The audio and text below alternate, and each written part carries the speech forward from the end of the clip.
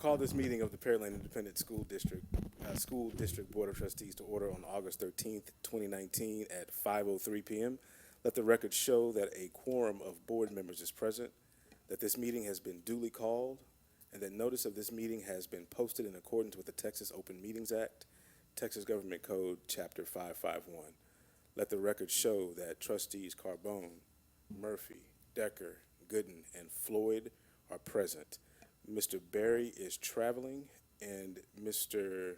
Botkin will be joining us late. He's at a child's volleyball game. All right. We'll go directly into public comment. This is the portion of the board meeting where the board receives input from patrons. Each person who addresses the board will have 5 minutes to speak on his or her issue. Because of topic posting requirements and of the Open Meetings Act, board members will not ask questions of the patron and will not answer any questions posed to the board by the patron.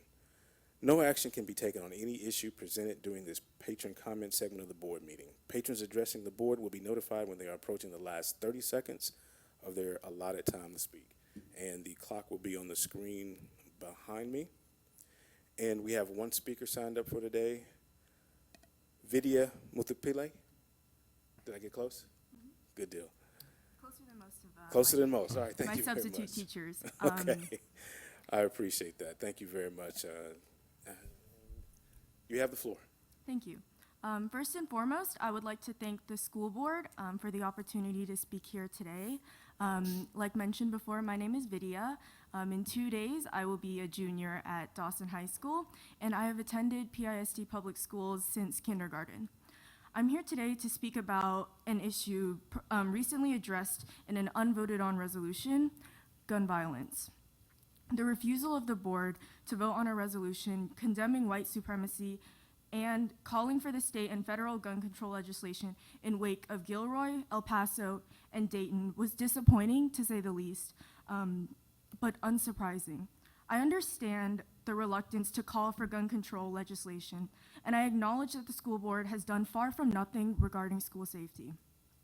Thank you for your maintenance of the District Safety and Security Committee, which can be credited for the recent improvements in school security. But I would like to express deep regret on the behalf of myself and other students that critical causes of gun violence have not been addressed. Carelessness regarding gun ownership. Safety measures that prevent students from having access to guns are not talked about.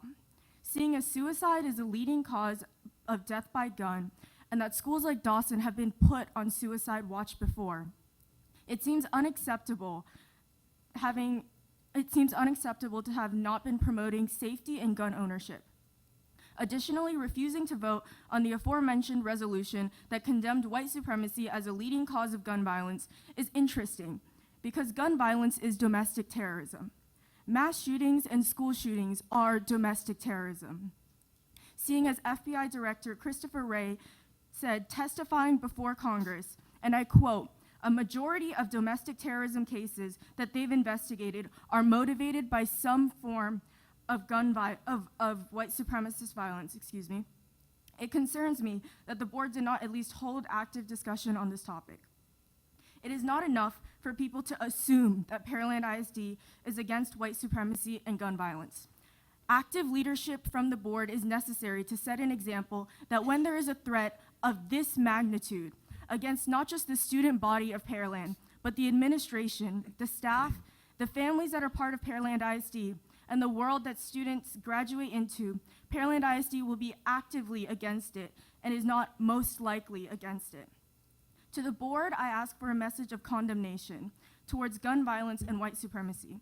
In 2019, this is not a hard ask, nor is it controversial. Seeing as today is day 225 of 2019, and as of today, there have been 257 incidents of mass shootings reported and verified. Ladies and gentlemen, that means that we have had 32 more mass shooting incidents than we have had days in this year. When you go fact check me on the Gun Violence Archive, I hope that the 411 children and the 1,897 teens up to the age 17 have not gone up. Esteemed members of the board, as students, we ask for your voice and the use of your platform not for neutrality, but to advocate for our right to life. We ask for a condemnation of the causes of gun violence and active collaboration with community members, especially students, to address them. We cannot go forever adding new security measures in schools, metal detectors to clear backpacks, and armed guards if we are to preserve the learning environment so carefully cultivated to, quote, prepare students to perform at their highest potential and produce global citizens of tomorrow, as stated in the district mission statement. We cannot endlessly add security measures. We must not only talk about why we're here today, but also act on it. Thank you for all your time here today. Board members, Superintendent Kelly, parents, and other community members, I look forward to working together and, most of all, to action. Thank you. Thank you very much. Thank you, Vidya. Mr. President, Yes, sir. according to Section 551.042 of the Open Meetings Act, Subclause B, I am moving to place the aforementioned resolution on the agenda for the September meeting. Thank you, sir. That is heard. Does that require that we do a second now? Or seek a second to have it placed on the board now, on the believe so. agenda now? Yes, sir. I really wish Tanya was here. Okay, is there anyone that wants to second that? Okay, hearing none. That does not kill it, but there are two members who are not here that we can put that request to. Thank you very much. Thank you. All right, the Board of Trustees of the Pearland Independent School District will now convene into closed meeting to discuss the following items posted on our agenda this evening as allowed by Title V, Chapter 551, Texas Government Code, and/or the Education Code. The superintendent will present for the board's consideration or discussion of the following matters. Sections 551, 071, 072, 074, 076, and 082. No voting will take place in the closed meeting. Any action the board wishes to take as a result of discussions in closed session will take place after the board reconvenes in the open meeting. It is now 5:10 p.m. and the board will stand adjourned into closed session. The board will reconvene in open session at 6:08 p.m. No action was taken in closed session. Are there any motions? Yes, I have a motion. I move we accept and approve the superintendent's recommendation for employment of personnel as presented. Is there a second? Second. Motion Decker, second Carbone. Any further discussion? Hearing none, let's vote. All in favor, right hand. All opposed, same sign. Motion carries 5-0. Trustees Botkin and Barry absent. All right, there are no further action items. We will go to introductory remarks by Secretary Decker.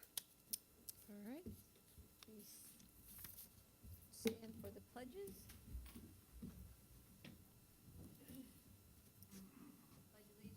To the flag of the United States of America, and to the republic for which it stands, one nation, under God, indivisible, with liberty and justice for all. Honor Texas flag. I pledge allegiance to thee, Texas, one state, under God, one and indivisible. Just like to say a prayer. Heavenly Father, we gather here together today, intent on doing good work. We seek to represent fairly and well those who have given us this task. May our efforts be blessed with insight, guided by understanding and wisdom. We seek to serve with respect for all. May our personal faiths give us strength to act honestly and well in all matters brought before us. Amen. I just want to, well, we can sit. Just want to welcome everybody back. It was an exceptional morning this morning to see all of our happy teachers ready to make a difference in the students' lives. And I just want to express my gratitude as I send my oldest off to college.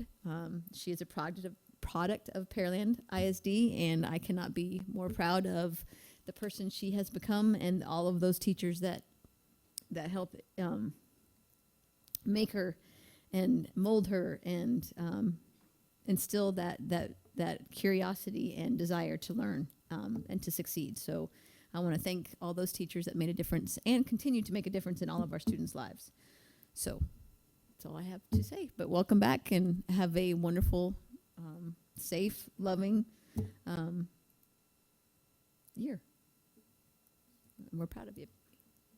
Thank you very much. Are there any items for the board member committee update? All right, hearing none, we will not have board recognition this evening, and we will go to item 10, new business, the consent agenda. The items are presented 1 through 7. Is there anything anyone would like to pull for discussion? I'd like to pull number 7. Item 7. Any other?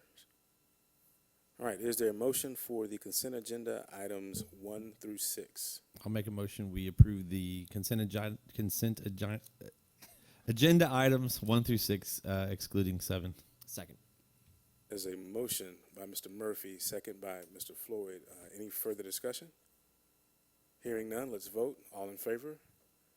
All opposed, same sign. Motion carries 5-0 with trustees Botkin and Barry out. Item 7 on the agenda, the consent agenda, is the 2019-2020 Student Code of Conduct. Yes. The reason I pulled this item is not to offer any kind of specific changes to the code. I'm in favor of approving the code as is, but I would like to reemphasize, I think we've had this discussion before about moving towards more restorative justice practices in our district. And I think that conversation, when we hear back from the inclusivity committee that was just formed, hearing some recommendations from them and then working together to look at where we can, deal with more serious issues in-house rather than sending kids to instead of the JJAEP, but also even internal suspensions and expulsions, right? We want to keep our kids in school. Obviously, I'm a big fan of restorative justice, which is the idea that students should have the opportunity to right their wrongs in school, to take ownership of the community that we're in, the environment that we're creating. So I just wanted to put that out there and say that that's something, a conversation I think we need to have down the road from now. Hopefully for the next code of conduct, maybe some more of those items will be included in the code. All right. Thank you very much. Anything else on the code? All right, is there a motion? Yes, I'll make a motion. We approve agenda item 7 as presented. Second. Motion by Murphy, second by Decker. Any further discussion? Hearing none, let's vote. All in favor? All opposed, same sign. Motion carries 5-0 with trustees Botkin and Barry absent. All right, we go to the regular agenda. Item 1 is the consideration of Board of Trustee appointment to the Pearland ISD Education Foundation, Board of Directors. Mr. President, I have a motion. Yes, sir. As the Board of Trustees appoint Jeff Barry to serve on the Pearland ISD Education Foundation Board of Directors. Second. Motion Floyd, second Decker. Any further discussion? And in his absence, we'll thank Jeff for stepping up and taking care of that for us. He's extremely committed to the Education Foundation. He was the very first chair, and our executive director, hey, Natalie, I just saw you, is here with us. All right, so we got you somebody, all right? Good deal, good deal, good deal. All right, there was a motion and a second. Any further discussion? Hearing none, let's vote. All in favor? All opposed, same sign. Motion carries 5-0 with trustees Botkin and Barry absent. All right, item 2 is consideration to appoint a trustee to the District Safety and Security Committee. All right, Dr. Kelly? Yes, sir. Mr. President, members of the board, new state legislation just passed takes the District Safety and Security Committee we've already established and widens its membership to include a couple of mandatory new folks. Among them are the board president and at least one other, not at least, but one other board member. Also, we're to add emergency personnel, and all that's underway as well. So basically, I think Charles is more or less required to serve, and then one other trustee. Right, the Can you board have more than president one? and one other person. Yeah. What's that? Can you have more than one, but not make it a quorum? I have to go back and look. Yes, you can without making it a quorum. So you can Yes. have 3. Can you have can we attend those meetings without being the appointed person?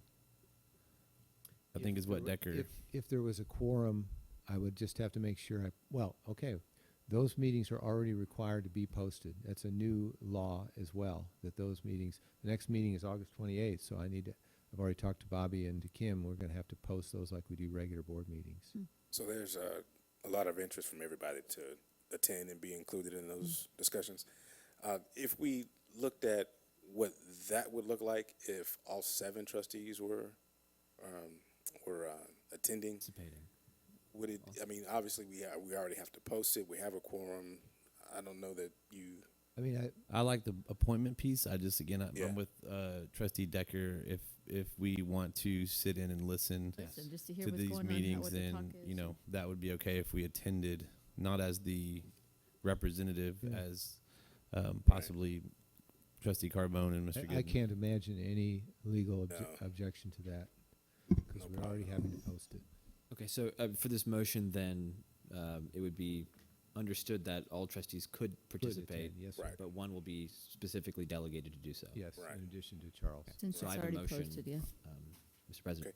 Okay. Mr. Floyd, let me say one thing. At 6:17, let the record show Coach Bakken joined us here. All right. Good to see you, man. Yes, sir. I move that the Board of Trustees appoint Crystal Carbone, Trustee Crystal Carbone, to the District Safety and Security Committee. Second. As a motion, Floyd, tie goes to the runner. Second is Decker. Is there any further discussion? I just want to Yes, say ma'am. that I appreciate you guys for considering me for this role. I brought a whole stack of evidence about reasons why I want to participate and why I'm excited to participate. I feel like we've done a phenomenal job in our district of hardening the schools and making them as safe as possible, and that any additional conversations that we can have about prevention measures and mental health measures, and given my background and the contributions that I hope to make to this board. I mean, I even have the school crisis prevention training module right here to contribute some ideas from that. So I'm very eager and excited about that opportunity, and I appreciate you guys considering that.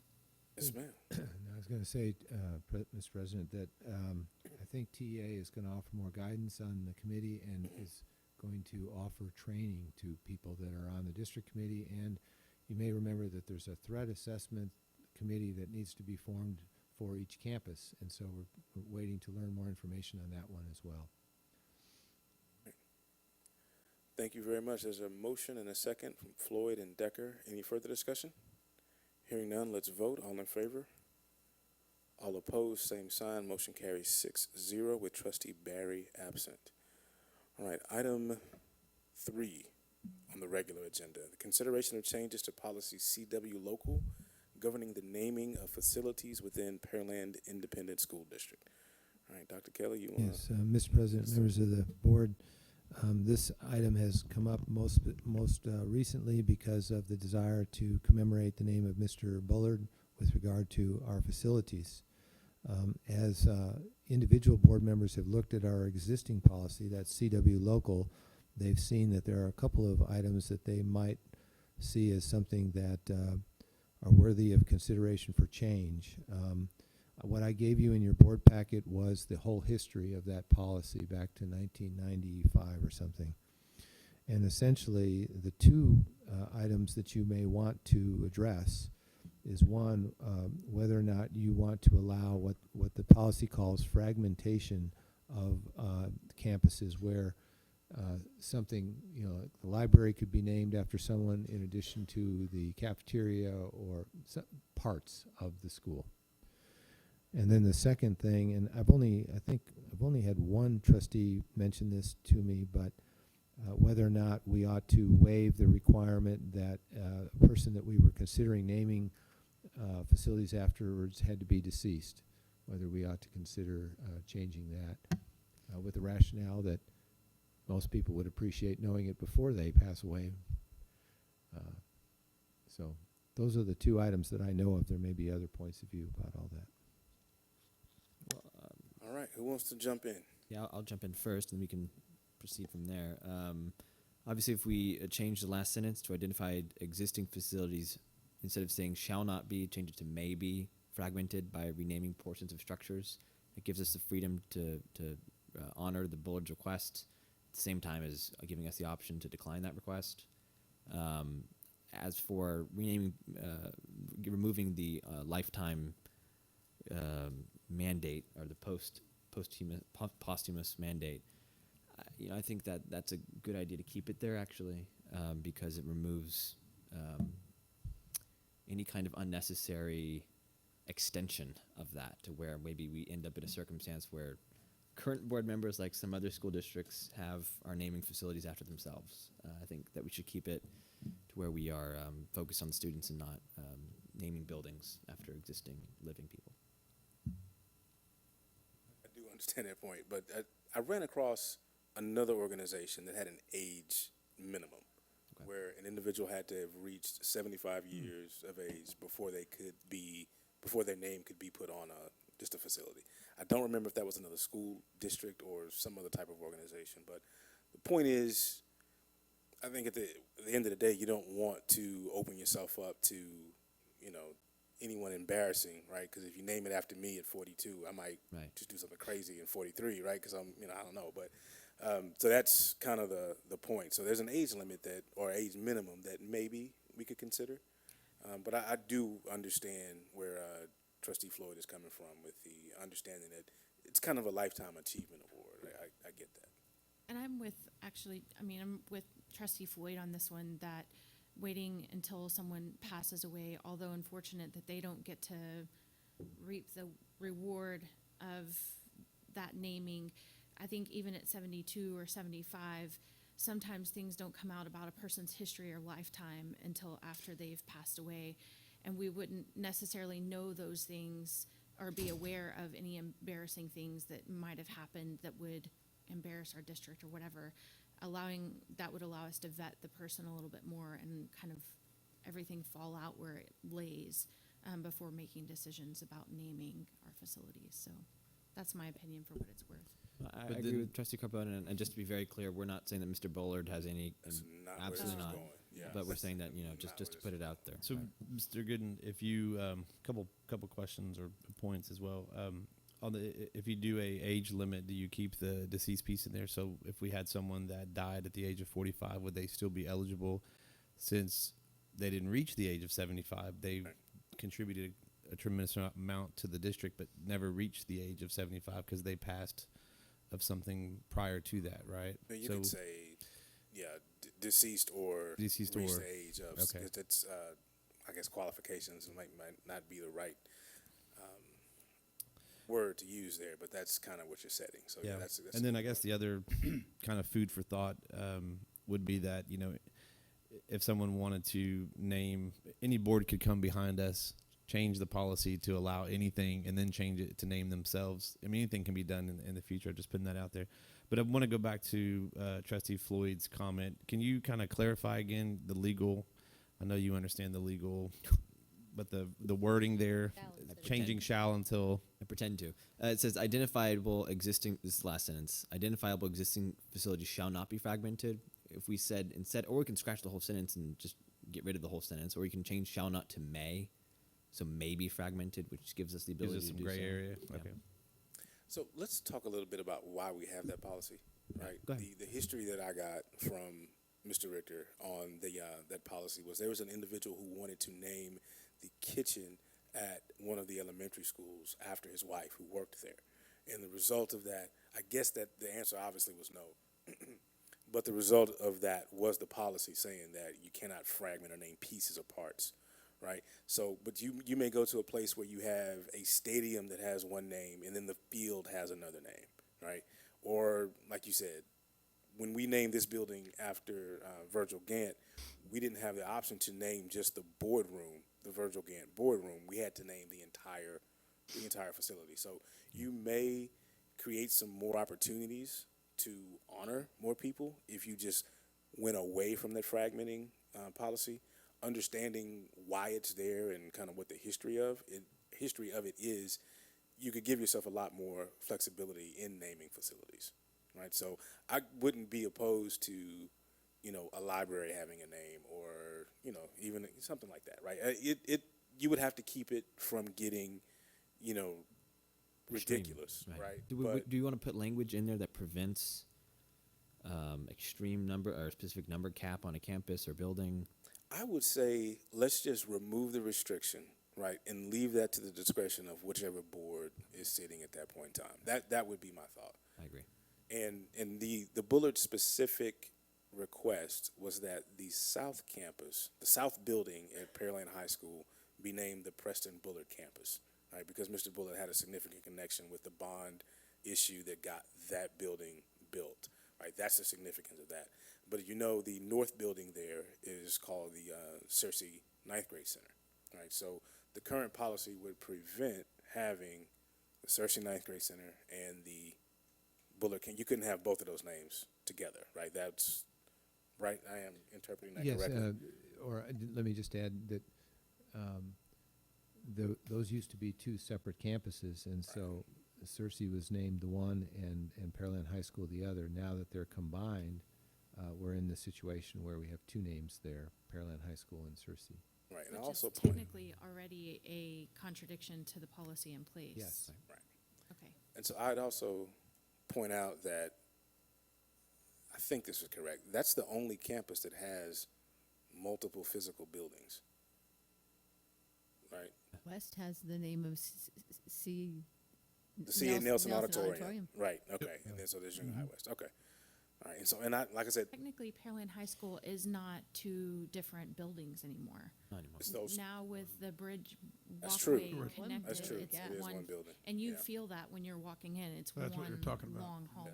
Yeah, yeah. Are there any objections to changing the shall not to may Yeah, I don't have any objections, but or concerns?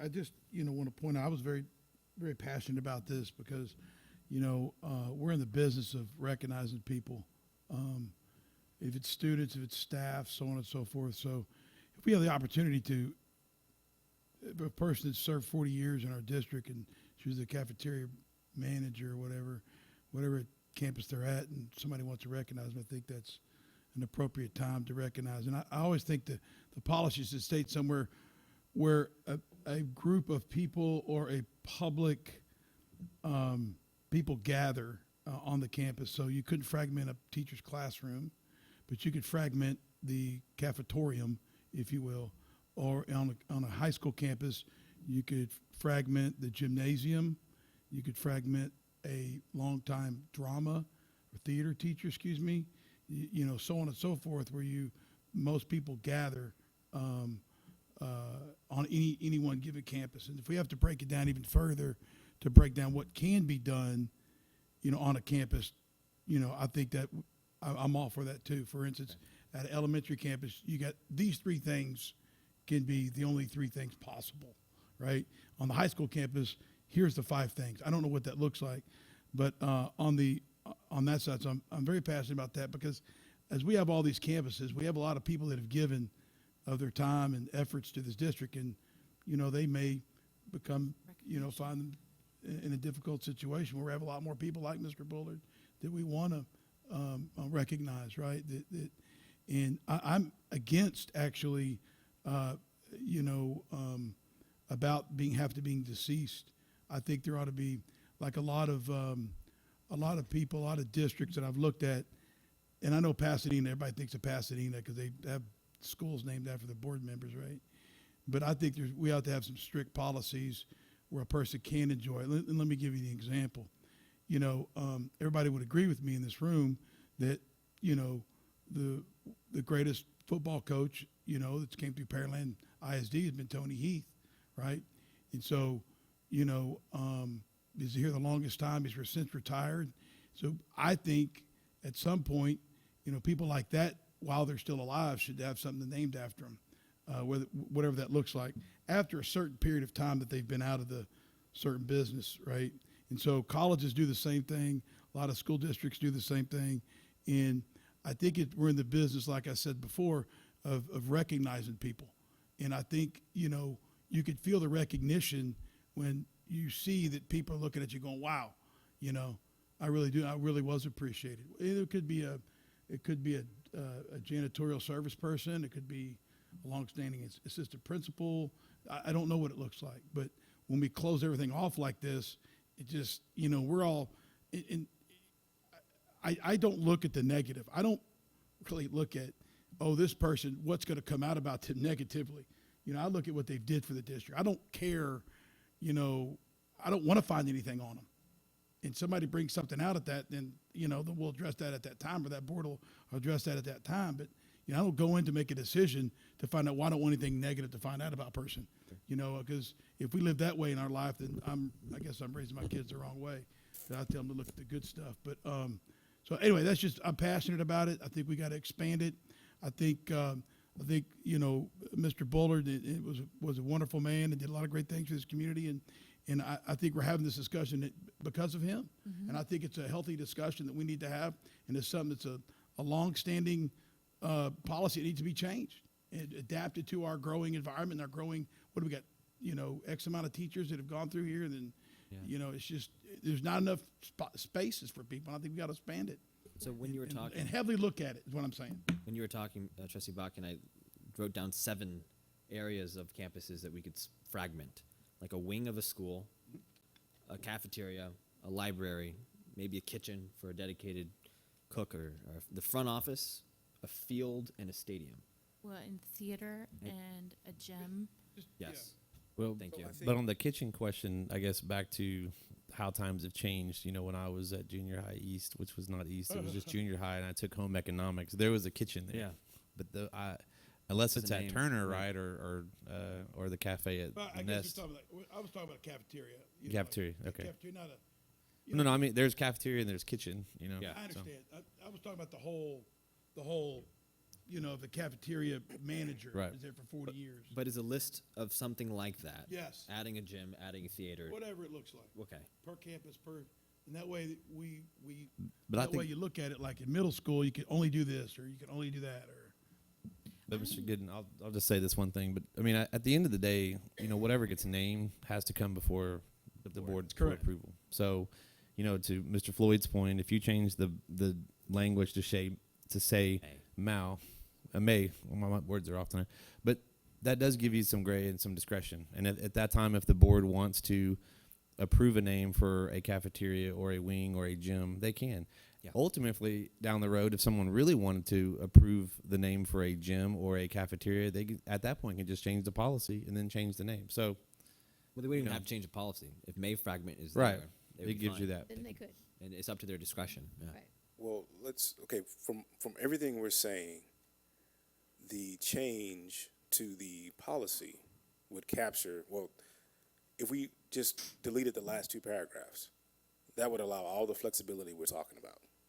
Yeah, but if you're not putting out any guidelines, then you're maybe getting some really.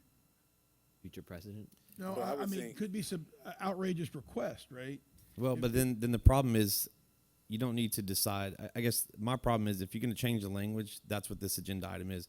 If we're going to put guidelines in and specifics, then we need to redo this I and then agree. bring it back because I don't think agree. we need to do a workshop tonight on what we should say or should look like. So agree. we either need to decide to change the language or we come back with a revised proposal that says these subcategories can be named. Because I At a- agree Yes, with that, and I think there's some wisdom within the notes that were provided about the decisions that were made and why they were made, and then previous policies, like the one saying the board shall consider input from various sources when considering the names of new facilities, that they may make a nomination and bolster that nomination with additional items. And I think that if we take away the last 2 paragraphs and insert something like that, but I agree with what you're saying, maybe now's not the time to workshop that idea, I think is what I heard you say. That now is not the time to combine Yeah, all of those agree. ideas, but But I think I'm not opposed to the idea. I do want to talk about one other thing with the piece of considering people during their lifetimes. I think the one thing and the turning point for me and that was with Bill Cosby. I know that seems outlandish, but I grew up with Bill Cosby like being the hero of my house because he had a family network and what we didn't have, and we watched him every night or whenever he was on. And then to hear as an adult, the kinds of things that came out or the accusations made, I don't think those are things that you would have had foresight about. And schools did have to take off the names of the Cosby Elementary or whatever. And it's not that I think negatively about people, and I don't know if you meant that comment to what No, I'm just in general. suggesting that I think very positively about people, and I think that we have a lot of strength in our community. And I agree with you that fragmenting the community, fragmenting the schools is something to allow more opportunity for acknowledgement. I just think we should be very cautious about the ways that we go about doing that, and setting that in policy and being prudent about that, I think, is wise for the future. But Sean's point's well taken too. If a board wants to change it later, they can just change the policy. So whatever we say now really doesn't have Well, a I whole think lot that of but teeth. just like the old boards have laid out this guidance for us to kind of look back to and reference, I think we have that opportunity to do so tonight as well. Just to lay out for future boards to look at and say, this is what they were thinking at the time, and this was their piece of advice that they may give us. You're saying add extra notes to the. Me- No, I'm not even minutes. saying that, Me- but like when I just look at their policies, I can see what they were trying to do. Right. And I can see that they actually removed a lot of restrictions, and I think that says something to me looking at it now, and I think that in future board, hypothetically looking back at this, at what we do, we'll see that as well, and maybe take some wisdom Dr. from Kelly, us. do you agree that just us making that revision to the language that would allow us, if we wanted to, would give us the wiggle room, approval room, whatever you want to call it, when we decided to name a subset or a, south wing or a cafeteria, if we just change the language? Well, if I haven't heard anyone object to the idea of fragmenting the campus, and if so, to me, the easiest way is one of the two ways Michael mentioned, which is simply to take that particular sentence out. Or it's actually two sentences: Yeah. facilities to be named, and then Delete all of it. identified. Take that last paragraph out. You're basically saying you still have the ability to do that if you choose. And then to Lance's point, are we able to come back with a subset if we decided to of those fragmented sections and add them back to this policy? I'll have Even if we changed it to delete those lines tonight, we can come back and say, Sure. and add that to the Sure. policy. Okay. Without work, you just saying without. we could do one tonight, and then we can come back I in a got you. month. Yeah. Yeah. Honestly, why would we even need a list of possible opportunities? If someone brings something forward and a board is going to acknowledge that and move it forward in the regard that they feel necessary, Yeah. I don't think a list is even necessary. No, the second don't either, sentence, but- encapsulates all of that. So if it comes to the board will decide whether it would be Right. a classroom or a whole campus, right? Yeah, I so think- the only other, so you're talking about just getting rid of shall.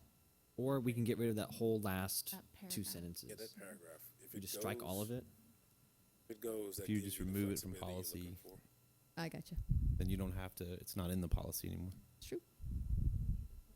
And then, so if you look at the sentence before that, and we're Yeah. talking about the restriction on people not being honored by naming of facilities during their lifetimes. So we're getting What's rid of that your- sentence. Well, no, we're going to talk about that one. So what? Maybe we're kind of split on that. Some of us say yes, some of You us say think, no. Murph? What is the? I think me and Trustee Carbone see eye to eye on this. I think, yeah, I'm in agreement with leaving the lifetime at this point.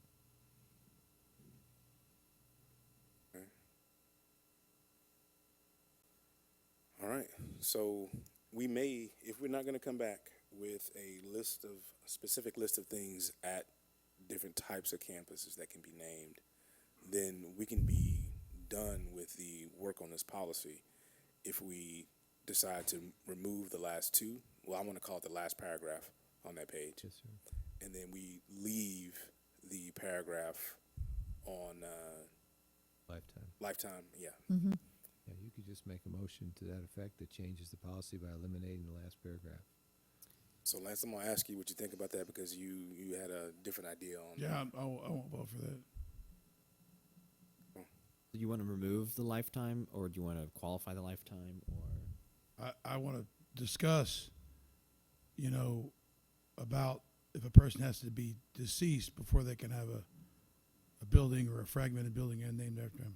So aside from the points that Trustee Carbone made about maybe some things coming out, maybe not, about people after they've passed away, the only other objection that I have to removing it is that if they're alive, it might place undue pressure on the board from individuals who are still around. I see that. We might know that would be my only worry, is that maybe they would exert some influence on us. I mean, if Mr. Bullard were here, and I wish he was, telling us that he wants this thing to, pretty desperately, I mean, it would be hard to say no, and I just don't know about that. But I definitely get the intent. What's the city? What's their policy on buildings? Well, I mean, I remember the library is obviously named after Mayor Reed, who's still Obviously, with us so and still in it's okay. office. Yeah. I would assume their policy is not as restraining. I honestly don't know what their policy is in this one. They don't have very many buildings named. Actually, a bunch. So, Several with that fire said, we're getting to a decision point where maybe we take these two changes separately, Yeah. right? And so, because there's just there's different thoughts on the whole lifetime deal. So I think what Charles is suggesting there is that a motion could be made to get rid of the fragmentation 2 sentences and then continue discussion on the lifetime feature. Mr. President, I'll make a motion to delete the last paragraph of policy CW local. Is it 020908, or is that the No, just policy CW policy local. CW local? Last paragraph being deleted, with further discussion about the lifetime. The third third paragraph at a later date. Okay. Second. Motion, second, Floyd and Carbone. Any further discussion? I guess the only other thing I want to reiterate is I think that Mr. Bullard passing away did bring this to the forefront, and that I think it is the intention of the board to highlight his contributions to our district in a meaningful way, and I don't even think we'd be having this discussion if he wasn't such a pillar of our community that we do want to highlight and commemorate in a special way. So I think all of that, this would be remiss if we didn't mention that part as well. Agreed. Here. Agreed. All right. Any further discussion? So to clarify, We are just summarize it for me. what Mike, go ahead and So state your we're motion. deleting the last 2 sentences of this policy where it says facilities shall be separate structure, or shall be separate structures. Those 2 last sentences, and then we are going to have another discussion at a later date about that third, Okay. the one right above it, that lifetime Okay. clause. One more. Actually, you'd have to to it. click on the policy. I You have think. to click right? on Oh, the there it is, policy. right there. Go down. Yep. Thank you. So just that last paragraph that last is what paragraph. is on its way out. And so that would say that this discussion on the lifetime option is coming later. We can't have that tonight. We don't want to force that decision tonight because it's really not critical to what we're trying to do. Well, we can leave this Jeff's to not another here, time. so Yeah, he wants okay. input on that. Okay. All right, so the motion is, there's been proper motion and a second. Is there any further discussion? Are we looking to add the discussion about naming facilities for Mr. Bullard at a later agenda item? Yes, we are. It is my intention to have something for consideration in September. Yeah, just so we could, make sure we're doing the right Right thing, the right way. thing by Right, him, right. in his And favor. will we be informing the Bullard family and possibly the Searcy family about those discussions so that they can attend that meeting Sure, if they? sure. The Bullard family was, yeah, there they are. And there we go. They were informed about this evening. So good evening. Thank y'all for coming out. We really appreciate it. All right. Yeah, so we will definitely keep those families in the loop, so to speak. Thank you. Okay. All right, no further discussion. Let's vote. All in favor? All opposed, same sign. Motion carries 6-0 with trustee Barry absent. All right, that moves us to item number 4. Yes, Consideration of dates for the upcoming board town halls and student advisory meetings. Thank you guys again for thank being y'all. here tonight. Thank you. Mr. President, members of the board, the board has previously, during the last year, expressed a desire to hold, as I remember hearing it, 2 town hall meetings per year and 2 student advisory meetings. Jeff also suggested maybe a third student advisory meeting. I think in his notes, he suggested October and February for his student advisory meetings and another one in May. I'll tell you, I think we should stick with 2. May is almost impossible to fit more stuff in, but that's up to y'all. And then what I'm suggesting to you tonight, if this is the path that you're going to follow, is just kind of give us a rough idea of the months you'd like to see these happen, and then Bobby will nail down dates that you all are available. So with the student advisory bit, before we get into the whole conversation, I think that I would not be opposed to having 3. One in, he said December, October, February, Yeah. March, April. You know, I think I'm wondering what the intent would be about the last Yeah. meeting, and if we couldn't do a follow-up in writing and get some feedback in writing rather than meeting in person. I guess we could, but I from what I don't know, I haven't talked to Jeff about it, but maybe hearing from maybe those outgoing students, maybe about what they would say if they weren't, you know, having any more time with us left, might be different. I don't know. Again, I'm not opposed to 2, not opposed to 3. I mean, what if we started with 2 and then we go to an idea to see where those meetings go, and if we wanted to schedule another meeting, we could. For sure. I think that was Jeff. Jeff said 2 meetings, and he said, but 3 are good, but I'm okay with 2. That's Yeah. kind of where he left it. Yeah, What's have no disagreement. if that third meeting were to happen? I mean, what's the thought behind having it during the summer? I mean, is there anything preventing it from a summer meeting? Not at all. I mean, With students, it'd be kind of hard to get me it'd be back tough. if I wasn't on the board. It'd be tough, man. But Yeah. I don't know that you I can don't know get if it's anybody to if attend that. if they want to be nominated to the. I mean, I don't think if they want to be nominated and they're part of the advisory council and they're well enough informed, and I mean, if my son or daughter was on it, I'd make sure they were there. well, I think maybe something when Jeff is back, I'm we can- saying, we I can mean, talk- yeah. I'm just leaving that open.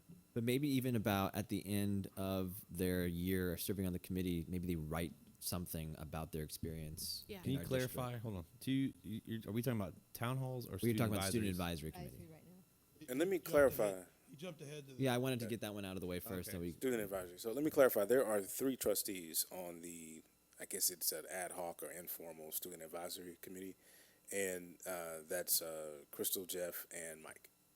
Right? Did I have Yes. that correct? Okay.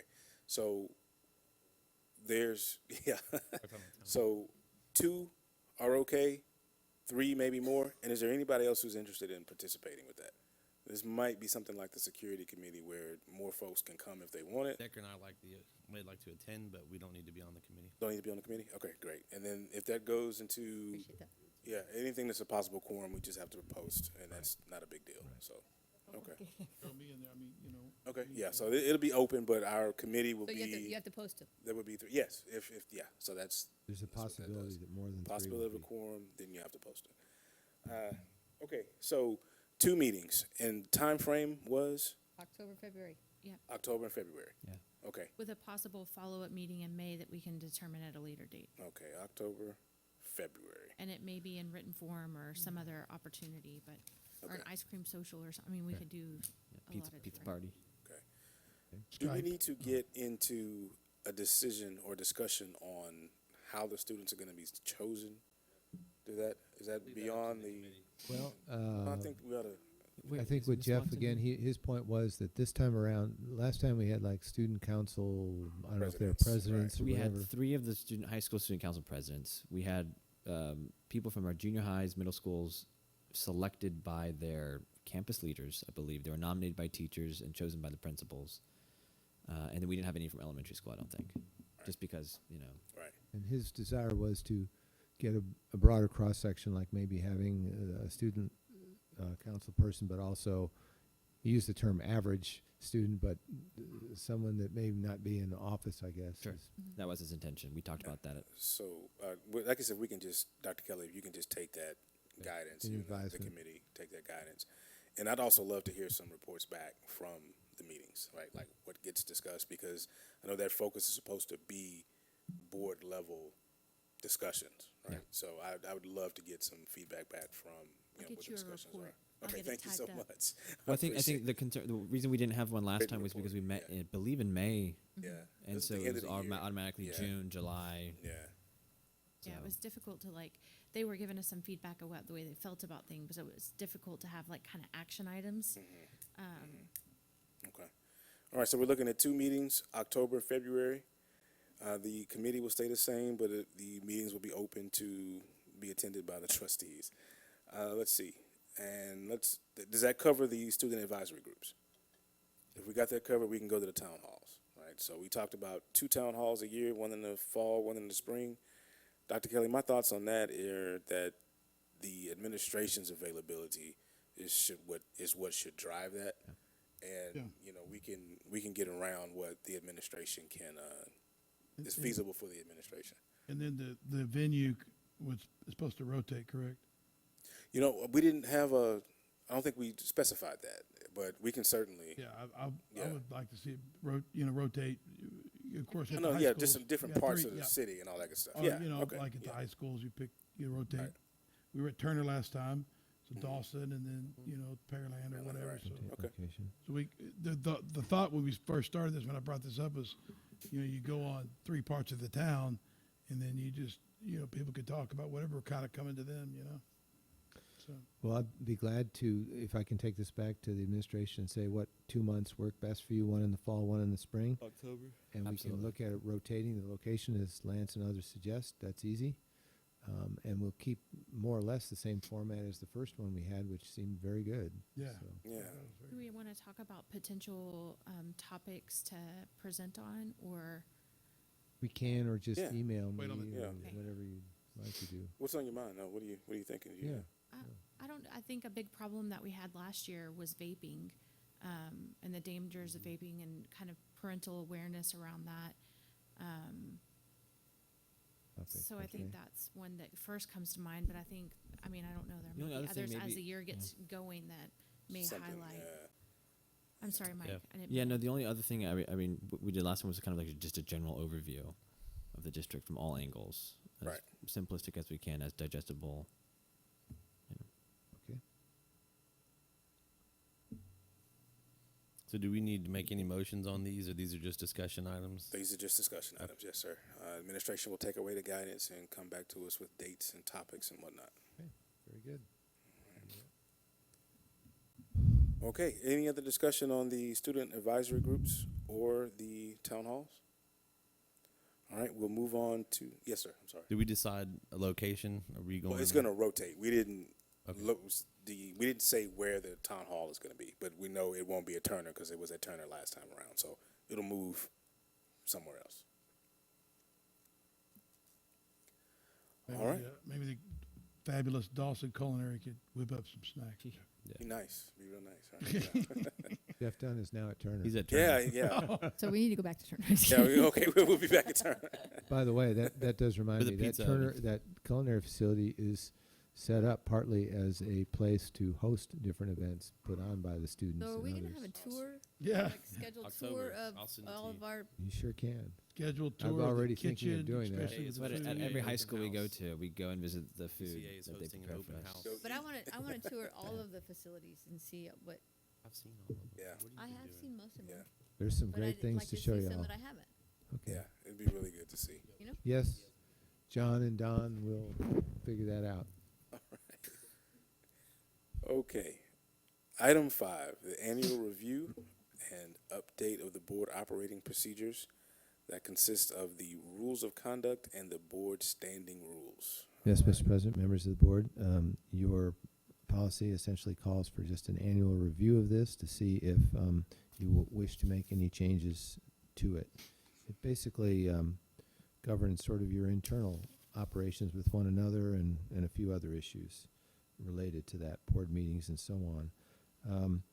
The only suggestion that I have, and I received it from a trustee, was there's a new law that basically says that citizens have the right to discuss an issue during a board meeting before the board takes action on it.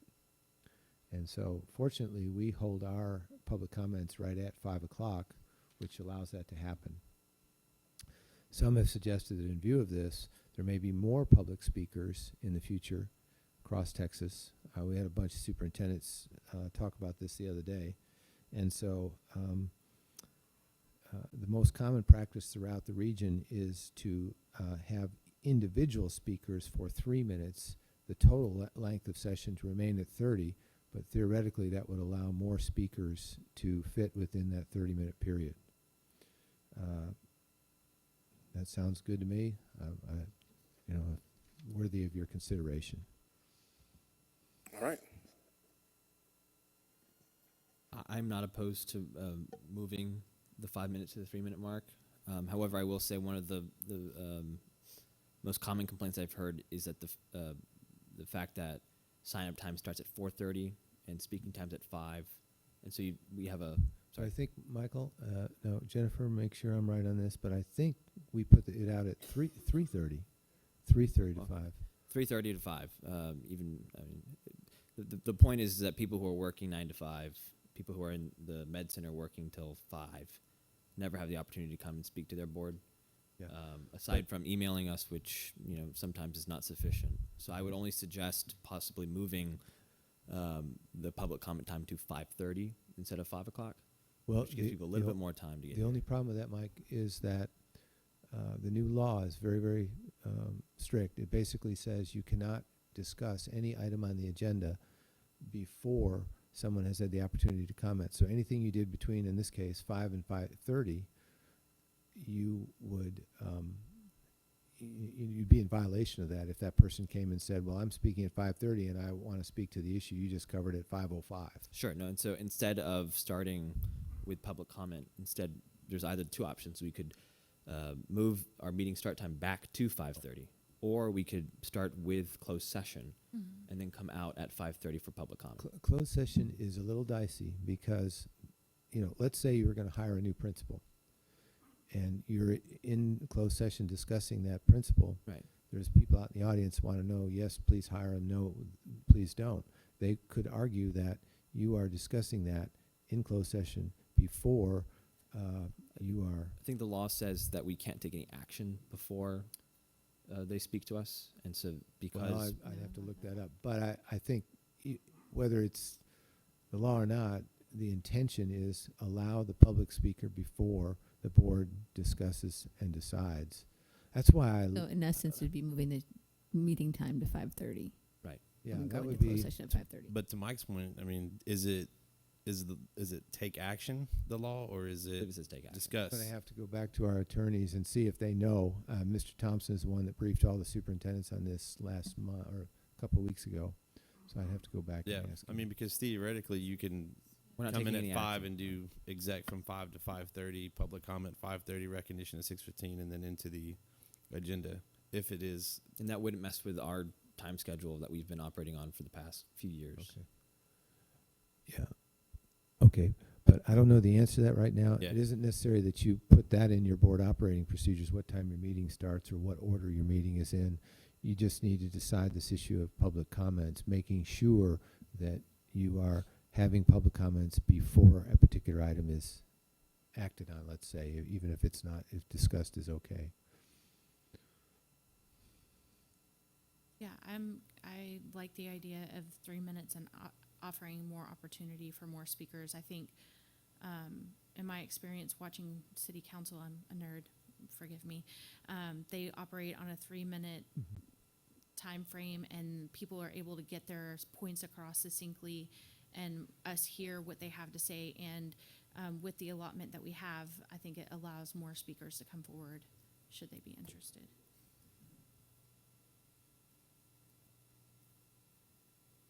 All right, so I haven't heard any objection to moving from 5 to 3, but there is this interest in discussing maybe the order of operations at the board meetings, making sure that we have to comply with whatever that regulation is in House Bill 2840, whether you have to preclude all discussion or action prior to somebody, saying what, prior to taking action. People have to be able to talk before we either vote or take action. We have to vote or discuss. We have to figure that piece out.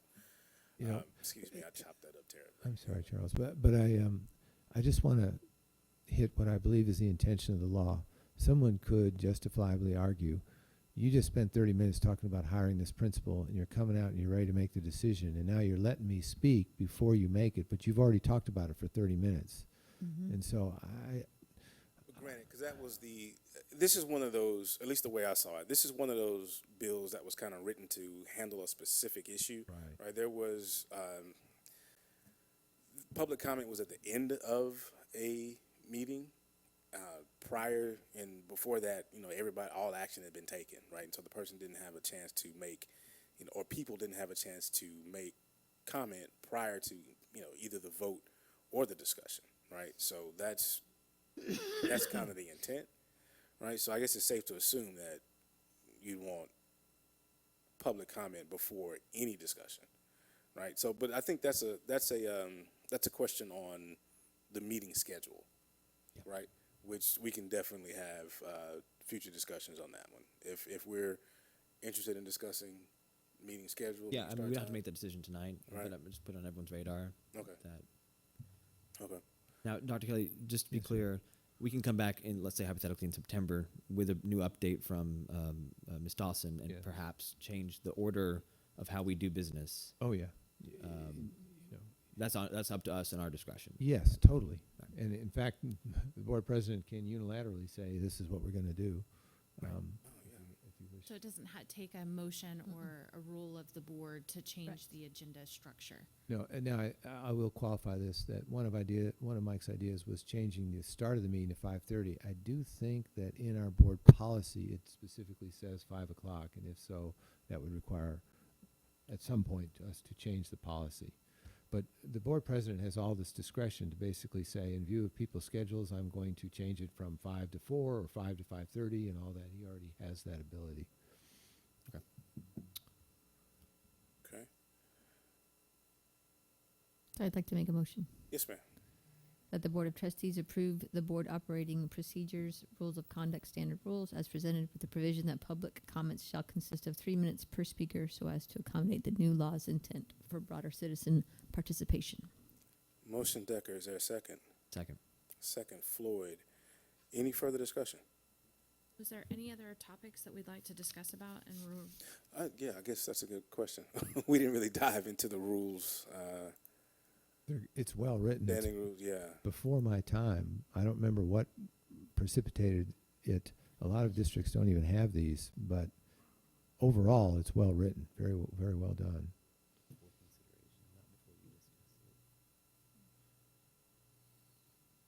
Any thoughts? Discussion on the rules of the, Inside of the, Rebecca, inside of your motion, does it have to be stated the 30 minutes or the 10 or 10 people? Doesn't have to state it that way? How many people could speak maximum, or does it have to say a certain thing? Well, again, I think the board president has the discretion to allow as many people as they want to speak. Right. He could so say, long as we are. the public should know that they're primarily here to observe, and that the actions of the board is paramount, and they have a lot of decisions to make. So normally, you want to confine public comments to 30 minutes. But if there is an issue of great public necessity, then the board president can say, I'm going to extend this from 30 minutes to 45 or whatever he would like. But we don't want to send the signal that that's an every meeting occurrence. Otherwise, we're going to have 5-hour board meetings every month. the other thing that's in our, and I think it's in the standing rules, and that's what we talk about. Maybe it's not in the standing rules. But there is the option to group speakers on Yes. certain topics, right? So you can, Lump them together. right, and just say choose Yes. 3 and from one side or the other. And so that's one way you can get that done. My only proposed change to the rules of conduct would be in addition to item number 11, as all of these items are not necessarily enforceable. Most of them are suggestions. I believe it says up here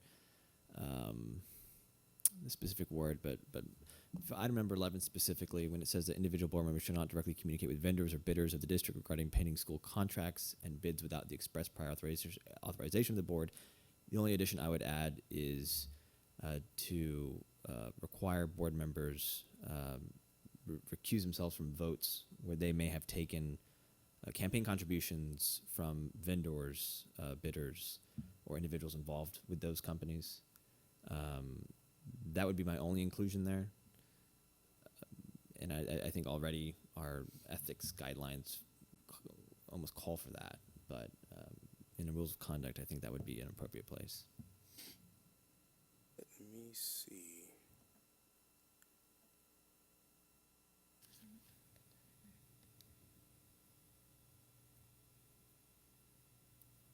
And obviously, we have recusal precedents when people are affiliated with companies or vendors we're doing business with. But I would also add anyone who's taking any kind of campaign contributions. Okay. Mr. Floyd, if you would just hold that right there. We had a motion and a second on. No, the motion and second was on the rules and the. Okay, so yes, this is completely appropriate. Sorry about that. All right. What I'm trying to figure out is if we have a separate document that addresses conflicts of interest. I know that the Yeah. state has its Legal. very low bar of what a conflict of interest is. Right. And I'm trying to figure out, is there another place where we need to amend that as well? To the best of or my is it just knowledge, there? campaign finance contributions are not considered conflicts of interest. Employment would be considered a conflict of interest, or a first, second, or third 10% ownership. degree relation. Right. This is somewhat of a. I don't think you want to change policy, Charles, if that's where you're going, or the requirements of the law. What I think Michael's suggesting is that there's an internal agreement among the board Right. that that you're going to recuse yourself if there is a campaign contribution from the particular vendor who is before you. And with that sound, okay, I get the rules of conduct, and the rules of conduct kind of generally talk about how we work with each other. After you're a board member, right? Say it again. After you're a board member, correct? That's what, For rules of conduct. yeah, after you're elected as a board member, correct? After you, from what Mr. Floyd was talking about. I'm talking Or about right now. These are standing rules. The for when standing you're- rules are when you're a board member, correct? After These you're are elected. Thank you. for board members, right? So So I'm again, just to clarify, I'm looking at the rules of conduct Exactly. number 11, exactly. which talks about vendors and bidders regarding our communication with them. Right. Yeah. And this would just add a encouragement or a requirement to recuse from a vote if a board member has taken campaign contributions from a vendor or a bidder on a contract. I think if we were going to do that, I'm not saying I'm against it, but I probably need to check with legal about just to make sure I understand the issue right. For example, what if somebody says, well, I'm going to keep this person from voting, so I'm going to donate $10 to their campaign? Well, no, you have to choose to accept a campaign contribution. If I just give you I can $10, refuse it, right. you could the person could refuse it. So, yeah, a campaign contribution is accepted once you decide to accept it. So what I'm thinking about is that does that bring up the need for an ethics policy, like a standalone ethics policy? There is an ethics policy within your board policy manual already. The only reason I bring it up is because it's 11 Okay, directly that's mentions. what I'm talking about. Sorry about that, Mike. Say that again. Well, because 11 specifically mentions communication with vendors or bidders, it would be an appropriate place within just the rules of conduct. I think this would be an appropriate place to place that specific Okay, I can't bring up the. requirement for recusal.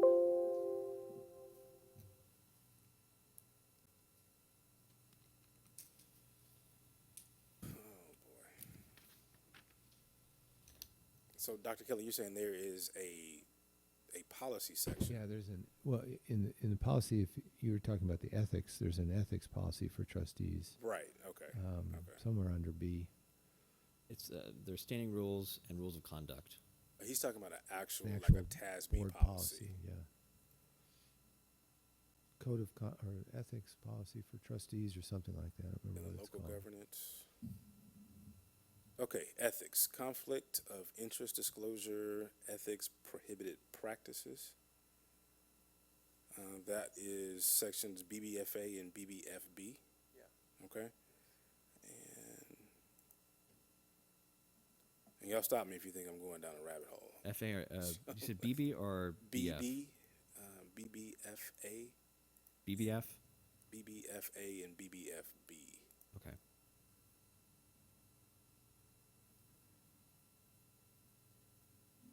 All right, is there any other input on, yeah, BBFA, BBFB, and legal? So, I mean, it probably doesn't talk about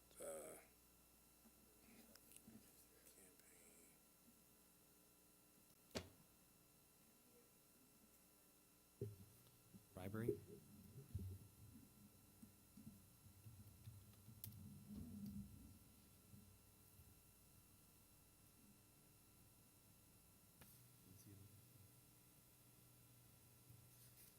okay, you said under bribery? Yeah, so section 1, 2, and 3 of the bribery section, which is on page 6 of that policy, or rather on page 2 of our PDF from the. Oh no, I'm sorry, I'm on TASB. I'm on our policy online. Right, okay. It So- says, I mean, again, there's a corruptly demands clause where an individual will have to prove intent before anyone could stop them, right? So I would have to prove that a board member intended to take contribution, or one would have to prove a board member intended to make a vote in favor of a company because they received a contribution from them, which is really hard to prove. What I'm proposing is simply, if you took money from a vendor or a corporation of any kind that is doing business with our district, you will recuse yourself on the specific votes that may come before the board. Okay. All right. Any other discussion on that?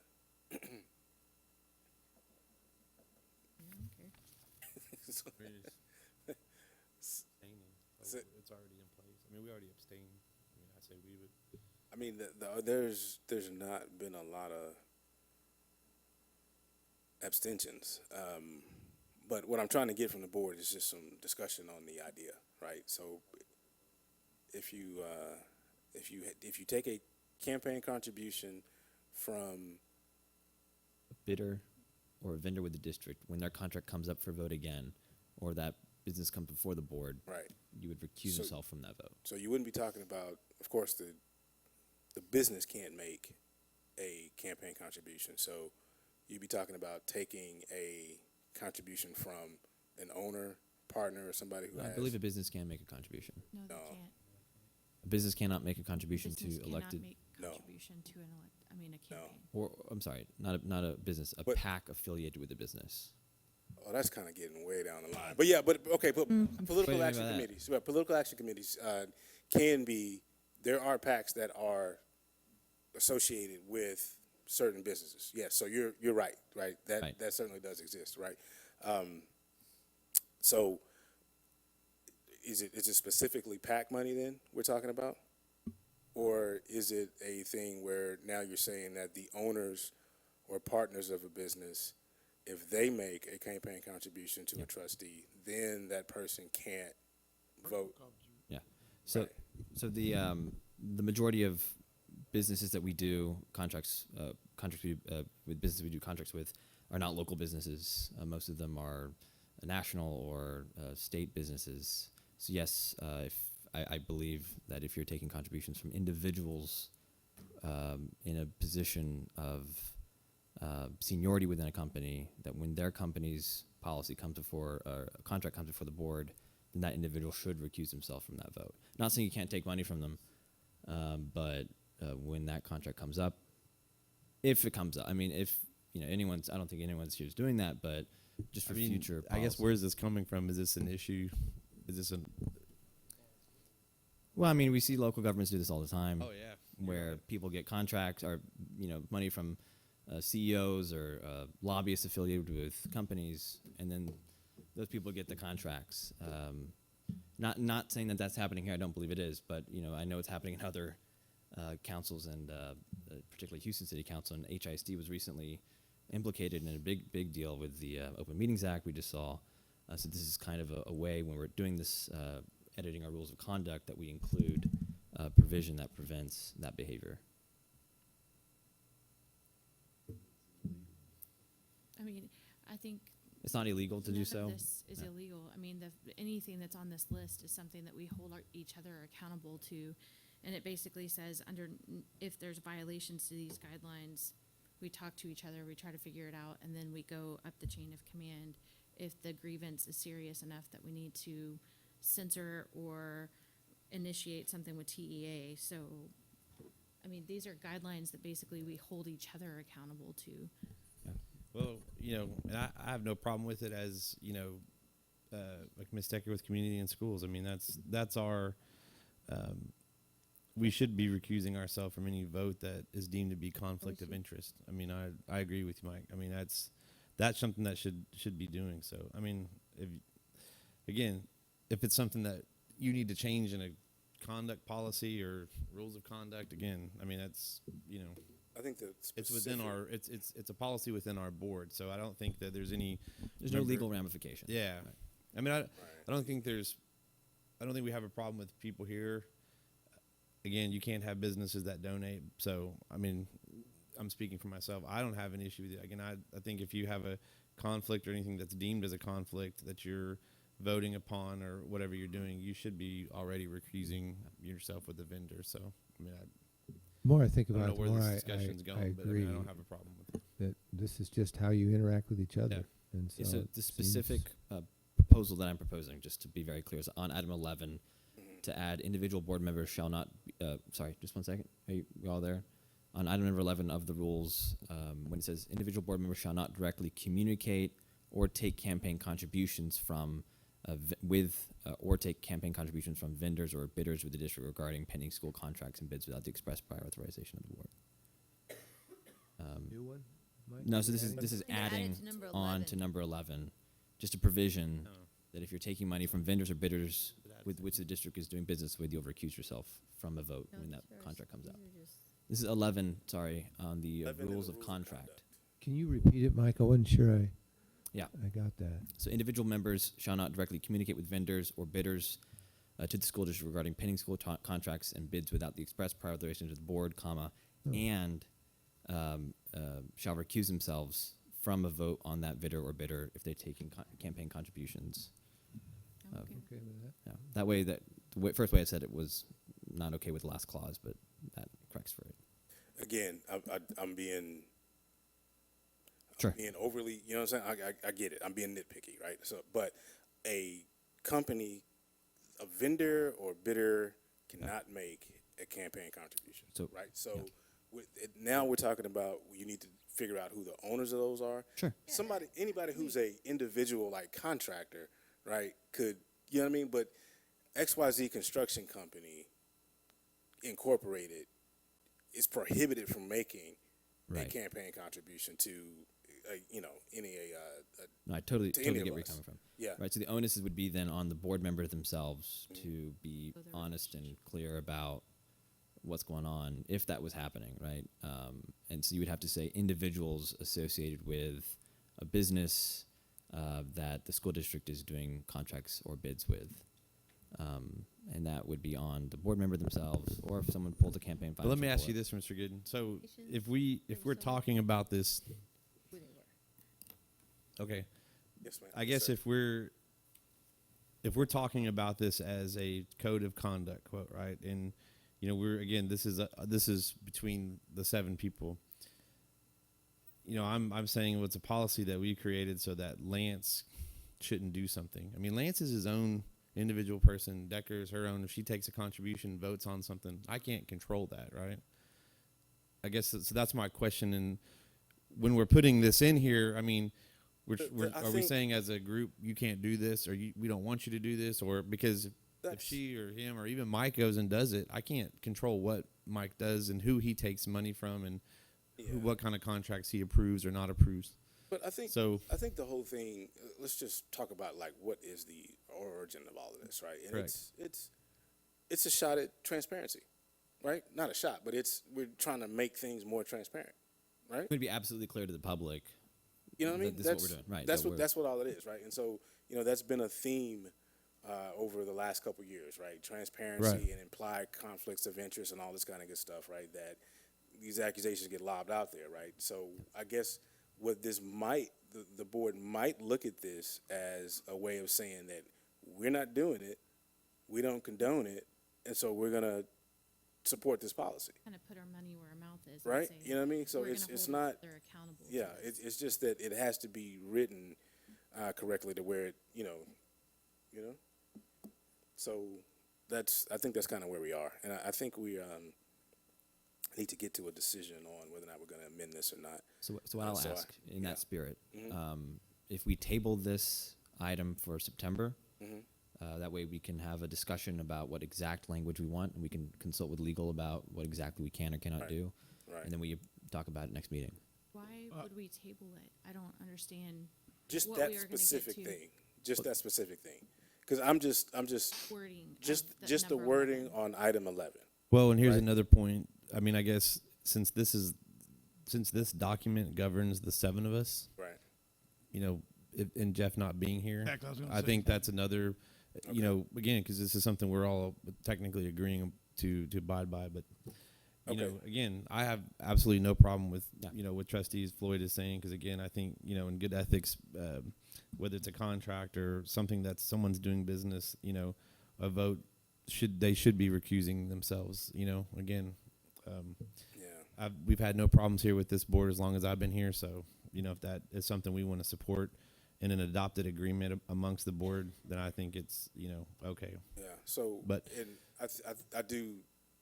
Yeah, I'm sorry. Go ahead. No, I mean, but again, back to what Trustee Floyd was saying from the verbiage of it, we can look at that. And again, I think, you know, if Trustee Barry wants to weigh in when he gets back, then, you know, he obviously can put his input into. Okay. So we are going to hold action on approving the rules of conduct or the standing rules. Well, why don't we Now, just make the we one can- change? Didn't we? And I was going to say, Okay. okay, there's a change that we can go to 3 minutes, 3 minutes from 5 minutes for public comment speakers. Can I discuss one other item that I think needs to be kind of brought out in the open, sort of the elephant in the room, in my opinion?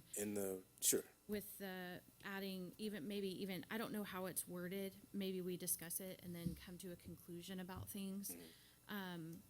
But with the proposition discussed in open comments, the proposition was posted by a trustee online on Facebook, and the school district logo was added to that proposition. In the comments, if you read it, it had said, this is not a solo, not a representation of the board, but the document itself, which could be shared without those comments attached, didn't have that discrepancy or definition on there. Is that Disclaimer. fair? Yeah.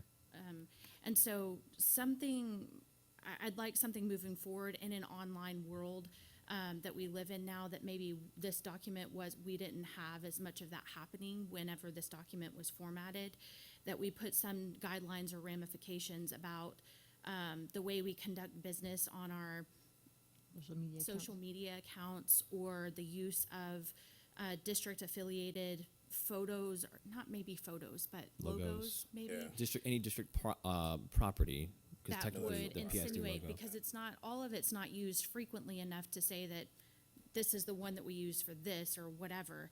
And the district, I mean, we have certain logos that we use when we put out press statements or propositions that we don't necessarily use for other things. But the public doesn't know that.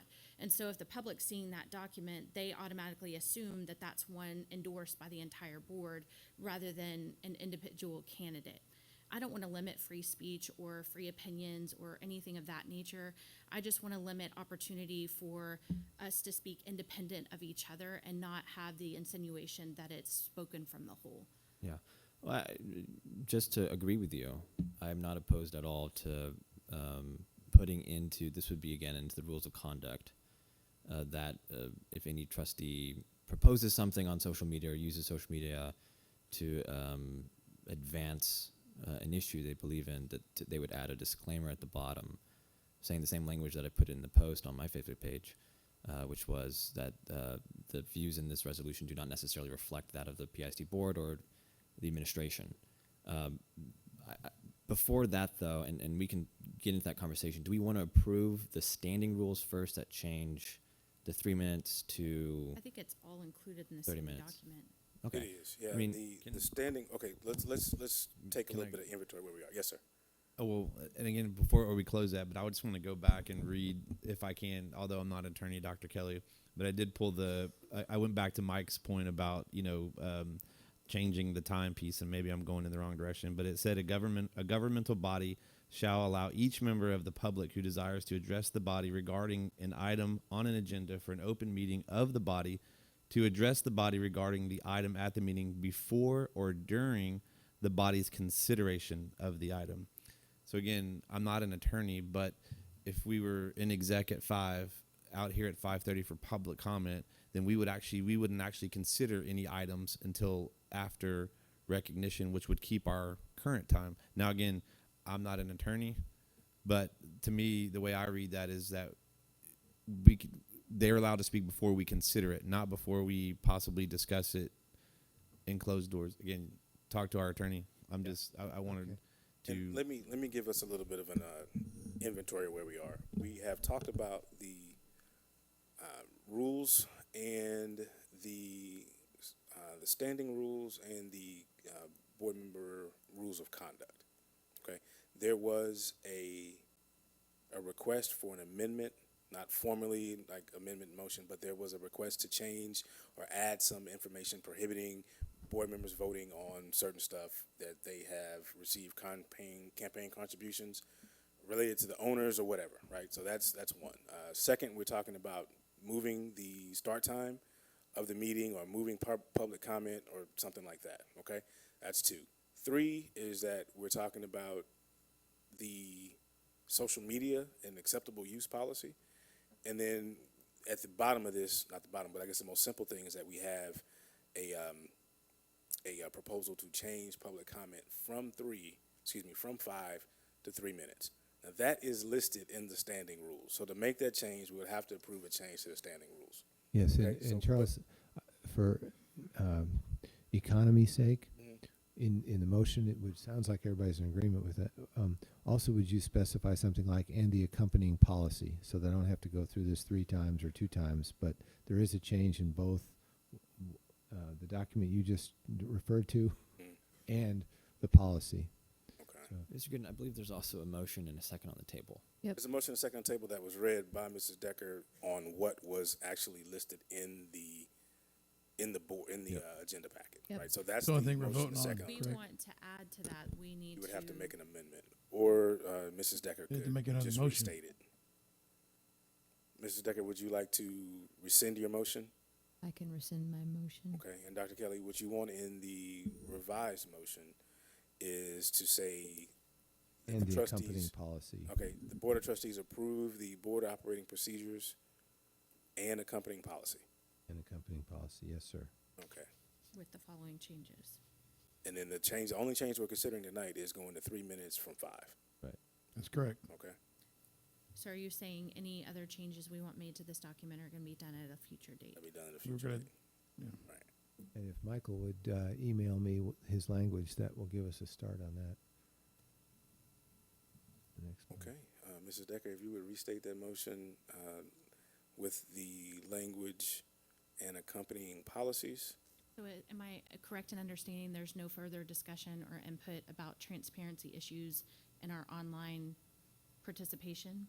Well, I mentioned that there was, we're probably talking about some kind of social media policy or guidelines. And I really do, it is not my preferred method to write a policy about one thing that happened, right? I kind of think that we just need to, we could just understand, but I guess that doesn't fly in the real world, right? If you don't want, if there's a certain behavior that you want to prevent or encourage, you got to make a rule, on that, So, but I just don't think, I don't know. There's, I think there are districts that have social media policies for their trustees, right? And that might be a starting point. I don't know if we're trying to go that far, right? But I mean, I guess what else is Well, out there? I'll make a comment. I mean, me personally, and so I'm completely against any policy for social media, in a sense that I'm against suppressing free speech in social media. We're all elected officials, and so what we put out there ourselves is what we somewhat represent. Using a logo that maybe represents a district, you can write a policy around that. If you don't like the use of a logo on a proposed resolution, that's fine. But I'm not going to go out and write a policy that says that Mike or anyone here is against or cannot express themselves on behalf of an issue or, you know, what they want to say. I mean, I'm not going going. I to think suppress the free whole- speech. So the whole Sean, thing, so we're- my whole thing is I just don't want, I mean, to protect me from me or protect me from, you know, I don't want, I'm not speaking on y'all's behalf, right? Right. So I don't want it to ever look like if I want to say something, that's my personal opinion and not, you know, speaking on behalf of the board. And how do we, and I agree with you, I don't want to, on social media, I agree with 100% with you, but how do we, you know, standing rule that we're not speaking on behalf of each other, you know, even though we agree or maybe not disagree, that, you know, I don't choose to say much, you know, on social media and stuff, but I don't want it looked at that I believe one way or another, you know, on certain topics. So, So I don't know let how me- that looks. Let me, Well, but again, Let me make this statement. and Does that to, make sense to what I'm address saying? Mr. Floyd's post, Let's he just- put a disclaimer in there, but it was on. The concern is that it was on for most people probably here is that it was on the logo. Most people that saw it saw the letterhead and thought that it was something that the whole district had created. But he personally, if you look at the post, did put a disclaimer saying that these opinions were of his own. I mean, and if you take that away, if you take that freedom of speech away from people, then I mean, I don't agree with that. But okay, so the issue is. And I'm not even saying I disagree with any or parts of the proclamation that was given. I'm just saying the way it was gone about was stating the way that it looked was as if we had had discussion about a topic that we had not had. Okay, Well, it was titled Well- proposed resolution. Right, I mean, Understood. I, let's- understand- I let's- don't understand how people are let's- misinterpreting this. but okay, let me approach it from this standpoint. Let me approach it from that standpoint. I understand the concerns, right? So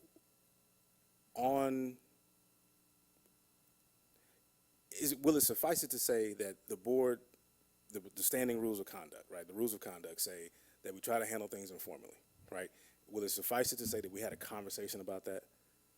And, you know, Mr. Floyd and I had a conversation about that based upon some information from district council. So I don't know that we need to hit this thing anymore. I think this is probably something that we're over, right? And so I don't think it's gonna. You know, I'm always a big borrower and stealer of policies and ideas and stuff, right? So, I mean, what are other districts? You mentioned another district about social media. What are other districts?